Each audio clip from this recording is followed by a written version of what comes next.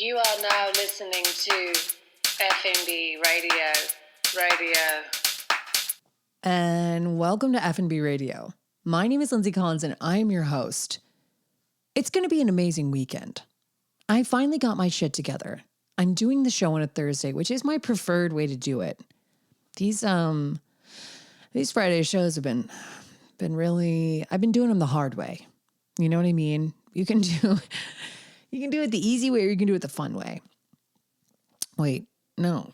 You can do it the fun way or you can do it the hard way. You can do it the easy way or you can do it who knows? But I've been doing it the hard way. And I finally was like, stop procrastinating. It's just like anything else.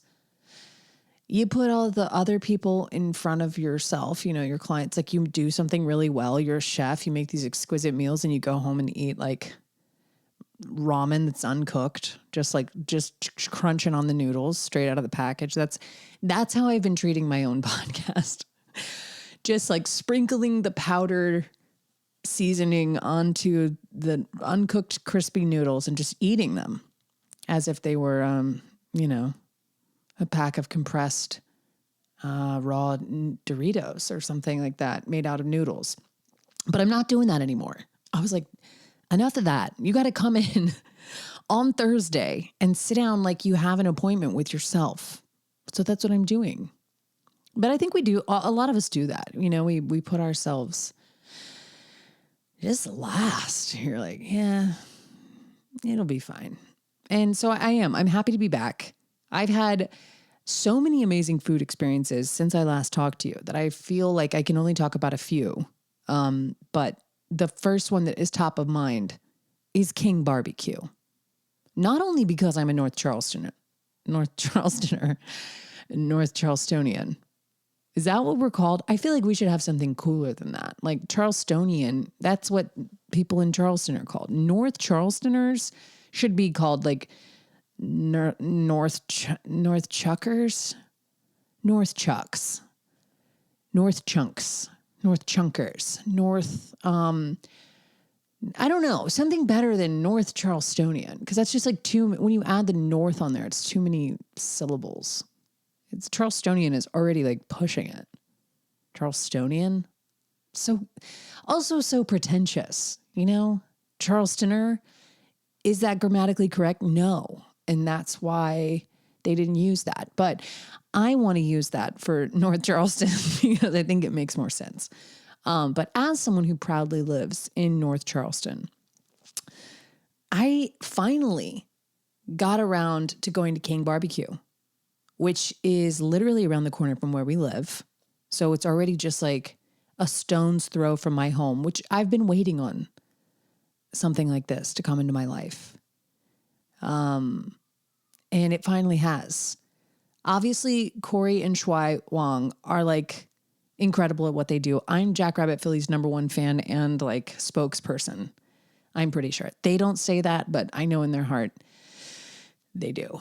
I am just out there just consistently getting takeout from them because I'm obsessed with their food. I think Shuai is a genius. Corey obviously just makes that place run on top of being a brilliant writer and published author. And she's just an incredibly cool person. She keeps that ship running tight and is sort of this, Shuai will tell you this, the lifeblood behind that whole restaurant. But together they have, come up with this new concept, King BBQ, and it's Chinese food.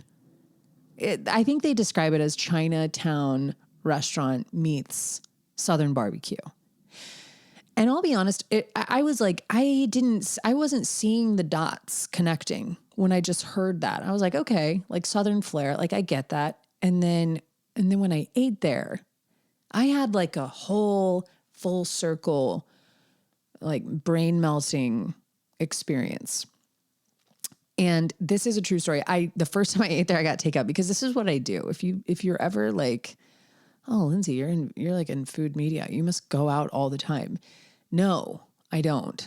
Because it's expensive for me to get a babysitter. I don't really like going out. And now that they're older, I will go out with my kids and it's more fun than it used to be. But just admittedly, it's stressful for me to even go into a restaurant from my PTSD of being in restaurants for so long. I just don't like to be that person with a ton of kids, you know? And I also like to enjoy my meal. It's like a special thing for me. So I don't want to be distracted by finding something for my kids to eat and blah, blah, blah. So I really don't go out that much, but I do order takeout like a ton. And so it was Luca's birthday and I was like, I got to get King BBQ. I'm going to get takeout from King BBQ. And so while I was making his cake, I placed an order. Jeremy went and got it. And it was life-changing. Like I could not believe what I was eating. Like, first of all, as someone who grew up in the South, like I'm from Williston, South Carolina, which on that Highway 78, which is the stretch of road that goes from Charleston to Aiken, there's nothing but small towns in between, little farming towns, and nothing. And there's barely any restaurants. When I grew up, we didn't have like any, God, I'm like 100. I'm like, when I grew up, we didn't even have McDonald's, but we really didn't. We didn't have any fast food. Like I was in high school when we got a Subway, and that was when like everyone got Subways. So it wasn't, and I'm talking about the sandwich shops. So like we didn't have takeout places or fast food places or any restaurants, period. You had to leave the county to go to a restaurant. And so a restaurant was just like a major deal, but the only thing that there was in every single town were these little barbecue joints. And they were only open on Fridays, Saturdays, never Sundays. And they were packed out from the time they opened until the time they closed. And it was really like traditional, specific regional barbecue that's kind of unique to this area of the South. And I've talked about this before, but it's like hash and rice, a vinegar, yellow-based mustard sauce. It's all the sides and fixins you can imagine, but like the kind of differential between like something like this and other regions like Tennessee is that there's hash and rice. And there's just a lot of rice. There's pulled pork over rice. There's fried okra. There's these kind of buffet style sides. And you walk up and you order either by the pound for takeaway, or they'll fix your plate for you, or it's a buffet and you just make it yourself. But either way, there's hush puppies. There's always these kind of like classic barbecue restaurant sides, green beans, some kind of collards or long cooked greens.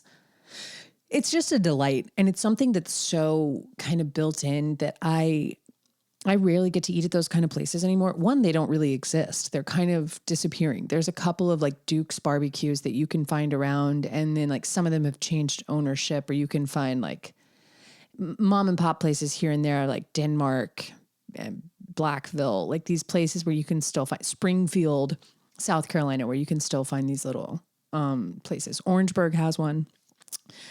But it's so kind of a dying art. And it's pork done in a very specific way where it's really not heavily sauced. People do sauce it on their own, but it comes just kind of like pulled pork, super long cooked, smoked, maybe finished with a little like vinegar and mustard.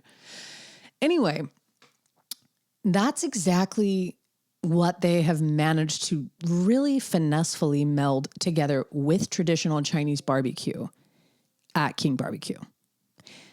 And it's everything from like a traditional like Hunan pork rib to crispy duck with duck service, like where you're getting the bao and all these beautiful accoutrements. It is so exquisitely done. And when you eat it all together, one dish in particular that truly like made me just stop in my tracks was the pork over rice with steamed bok choy. It's just perfectly cooked white rice. They finish it with a little soy, and it's probably more than that. It is more than that, but a beautiful, delicate sauce that's like not overly done. So it's still just sticky rice, perfectly smoked, dressed pulled pork that's like very beautifully dressed in balanced like vinegar and mustard. It's got this super like punchy flavor to it to kind of offset that fattiness in the pork. And then just steamed bok choy. And I was like, oh my God, they've done it. Like they've just made such a perfect marriage out of these traditional kind of Chinatown specialties. And the menu's vast too, which is also like a signature Chinatown Chinese restaurant move, where there's so many different items. There's all these playful kind of nods to those sort of dishes where it's like crab rangoon, but it's hush puppies. And then sort of all of the filling that would be in crab rangoon is the sauce. And you just kind of drag the hush puppies through it. I'm telling you, it's brilliant. It's so good. I couldn't believe it. And I was like just overjoyed that it's around the corner from me.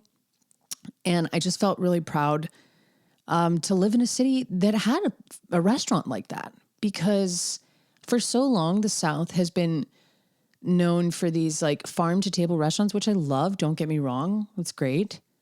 Or seafood places. And it's great. And we live on the coast. It's fine. It makes sense.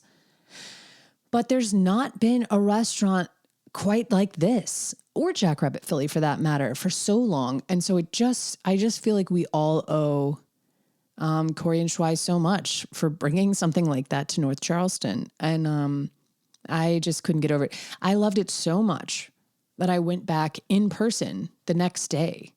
Like I banged to that place. Like I went right back and ate in, because I was like, if it was that like insane, like I don't feel like takeaway is a fair first visit, but even the takeaway, there was like, the quality was so spot on. I was like, dude, you could take this food away and it still slaps. Like they had fried okra, still crispy, an amazing sauce, like crispy duck.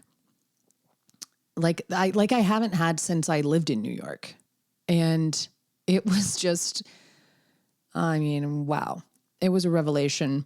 I loved every second of it. And when you go in, there's not like a traditional type of service. You get in line, you queue up, you queue up, and then you order your food. You take a number, just like at a barbecue restaurant, and you go sit down and they bring it to you. And the staff, it's the same beautiful staff that they have over at Jackrabbit Philly. There was a lot of familiar faces and lots of new ones. They have a full bar where you can get like a full service at the bar. And then there's the patio out back where you can hang out there too. But the point is, there were so many things where I was like, they have just done it so expertly, like combining these two very distinct cultures in such a like on the nose way. Like everything about it was I obviously I'm raving about it. I can't get enough of it. I want to go back right now. Like, I'm probably going to eat there. And it's right across the street from the Starlight Lounge, which we love, the Burgundy Lounge and the Starlight Inn, which is this cool motor inn in North Charleston. And then the Wits End is on the same block. Like their buildings back up to one another, which is the new forthcoming comedy club that's going to just totally light up that area. So I just was so excited for all that's happening and just the exciting new businesses that are coming to North Charleston, and to see this area just continue to flourish. It's really, really, really fucking cool. And you should go if you haven't been already. I can't overstate it.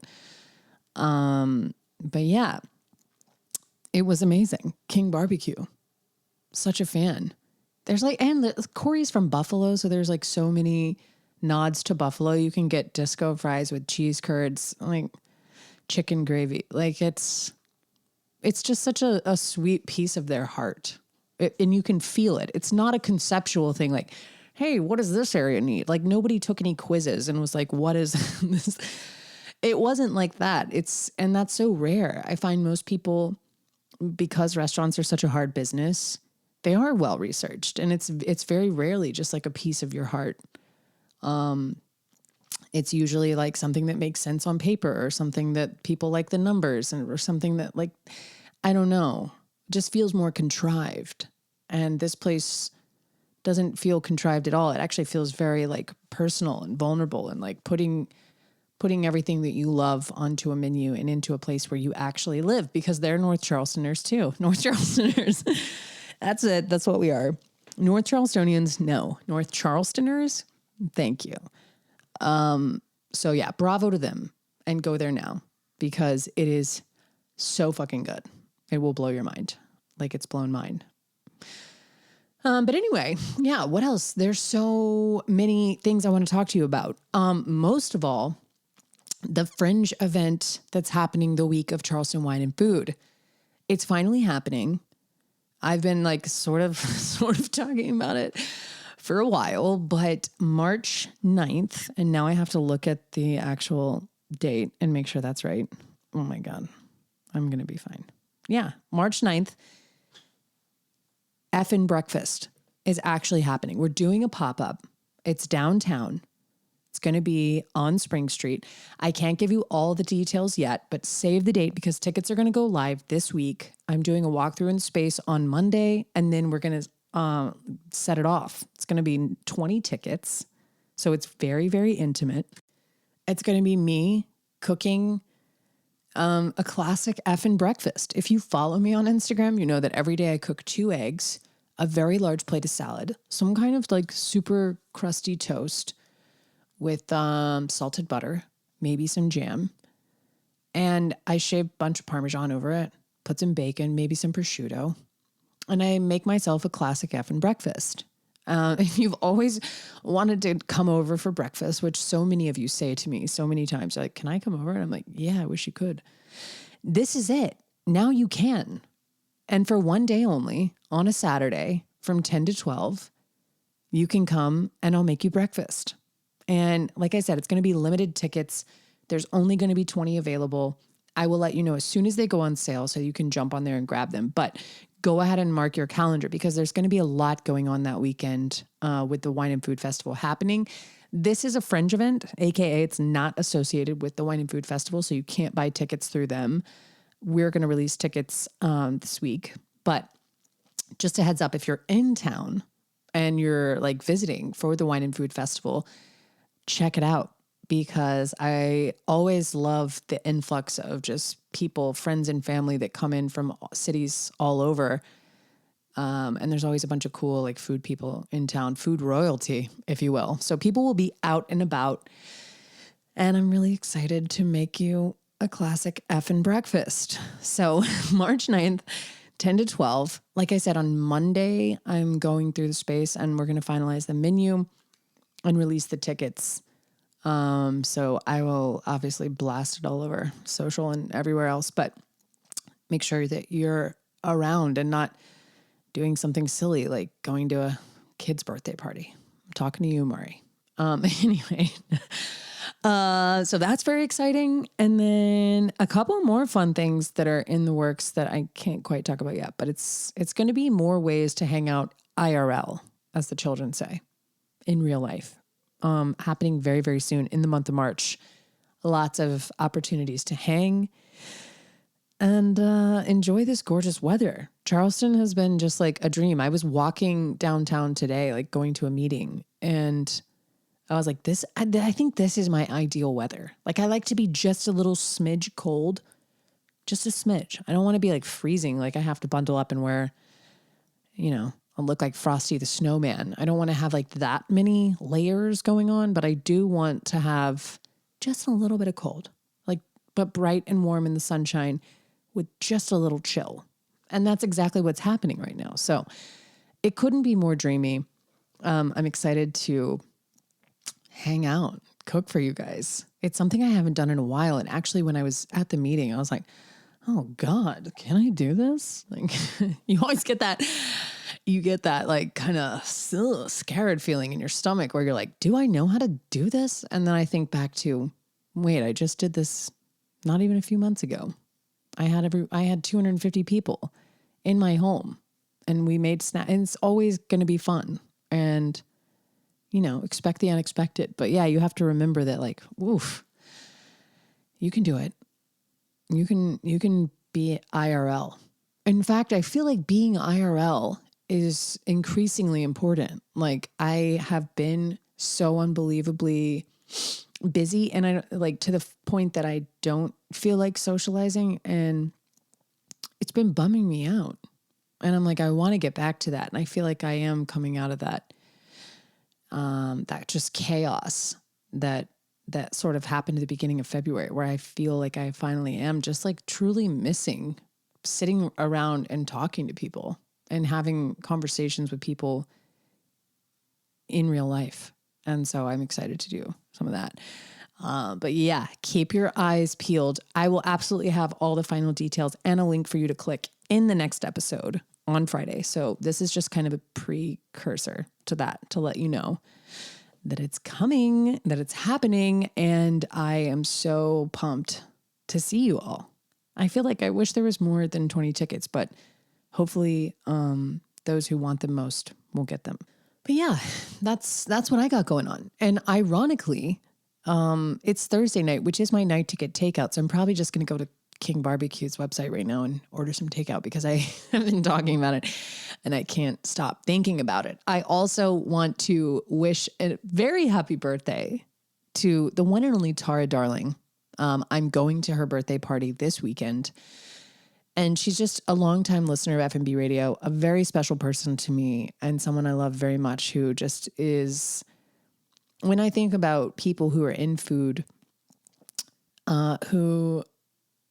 who don't like to toot their own horn, but are like quietly kind of badasses and revered by all their peers as such, Tara is one of those that like instantly pops into my head, where I'm just sort of in awe of what they do all the time. But if you go back into Tara's career, even into the like 80s and 90s, like she's just an eternal badass who's been cool in food for so many years. And I think when you meet her, she's like very humble and doesn't like throw that in your face, but I'm here to throw it in your face because I think she's just the absolute coolest fucking person. And I can't wait to celebrate her on Saturday.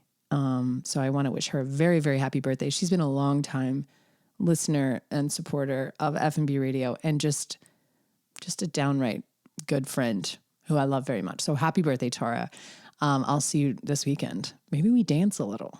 Maybe we have a snack. Maybe we'll go to King BBQ and I can like hit it 4 times in 1 week.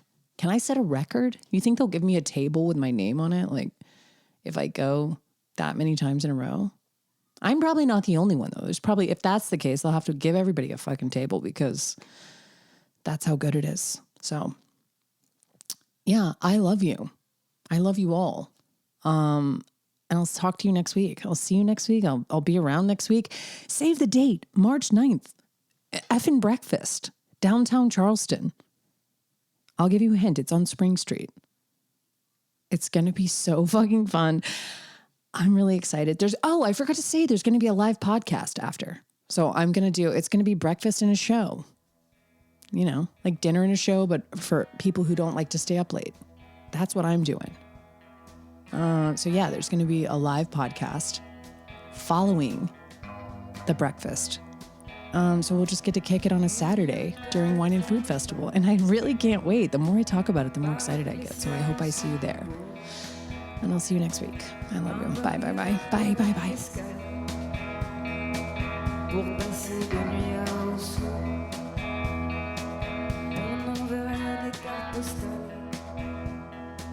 Je laisserai un mot sur le frigo.